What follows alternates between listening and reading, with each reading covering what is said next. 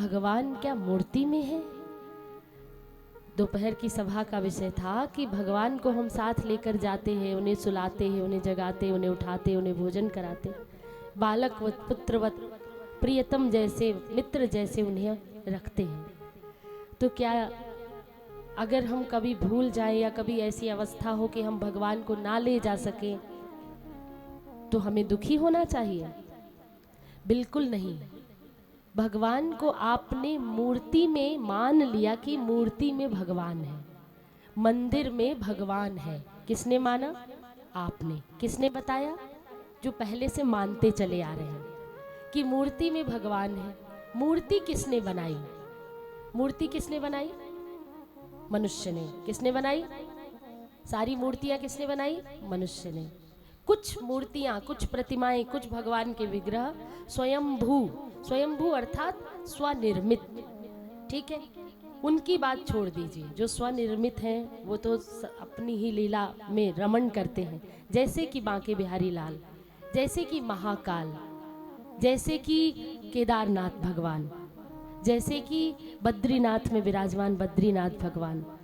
परंतु बाकी जितनी भी प्रतिमाएं हैं प्रभु की, वो क्या है? उनकी छवि। हमने क्यों मूर्ति की पूजा करनी है? ताकि हमारा मन उनके चरणों में लगा रहे। बार बार इधर जाता है, उधर जाता है, उधर जाता है, उसे खींच खींच कर बार बार ला कर लगाना, मंदिर के अलमारी में रखे हुए श्री विग्रह में लगाना। इसलिए मूर्ति पूजा आवश्यक है, क्योंकि हम इतने सिद्ध नहीं कि हम यहीं बैठे बैठे ही स्वयंभू भगवान के दर्शन कर सकें या उनमें मन लगा सकें। अर्जुन का मन भी नहीं लगा था, तो हम लोग तो साधारण साधक हैं। अर्जुन ने कह दिया था, चंचलम ही मनः कृष्ण प्रमाथीन बलभद्रणाम। हे कृष्ण, हे केशव, बाकी तो सब समझ में आता है, लेकिन चंचल मन का क्या करें? तो कहा मन मुझे दे दो। जो मन मुझे दे देता है, जो भगवत मुखी होता है, उसे भगवान मिल जाते हैं, और जो मनमुखी होता है उसे ठोकरें खानी पड़ती हैं। इसलिए तुम्हें मनमुख नहीं होना है, तुम्हें ईश्वर मुख, ईश्वरोन्मुख होना है। तो मूर्ति पूजा आवश्यक है, क्योंकि मन को खूंटे से बांधना है। मन जो संसार की ओर दौड़ता है उसे बार बार लौटाकर भगवत चरणों में लगाना है, बलात्, जबरन। और जब जबरन लगाओगे तो धीरे धीरे उसको रस आने लगेगा भगवत चरणों में, और फिर वो भगवत चरणों में। अब एक बात देखिए, आपने किसी चित्र से प्रेम किया, मान लीजिए कोई स्त्री है तो किसी पुरुष के चित्र से प्रेम किया, या पुरुष है किसी स्त्री के चित्र से, चित्र लाइक फोटो। अब वो फोटो ही लिए घूमता रहे, असली वाली को कभी ढूंढे ही ना, तो ये मूर्खता है ना।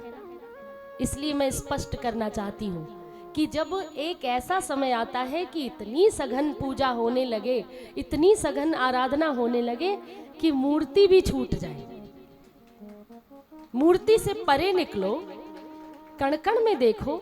तुम्हारे मंदिर की मूर्ति में तो भगवान है, और तुम्हारे दरवाजे के पास बैठे कुत्ते में भगवान नहीं है। ये अज्ञानता है।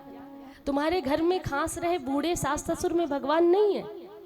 मूर्ति की तो तुम 4-4 घंटे पूजा कर रही हो, और बूढ़ी माँ, उसको दवाई लेनी थी, शुगर की पेशेंट थी, 2 रोटी अगर दे देती तो वो दवाई ले लेती, तो उसकी शुगर डाउन नहीं होती, उसकी जिंदगी बच जाती।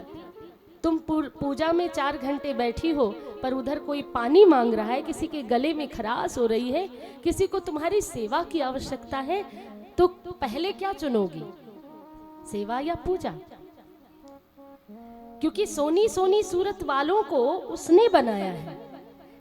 मूर्ति को बनाने वाला मनुष्य, तो जब मूर्ति से प्रेम कर सकते हो, मेरे कहने का केवल इतना अर्थ है कि यदि मूर्ति में भगवान है तो क्या प्राणियों में नहीं?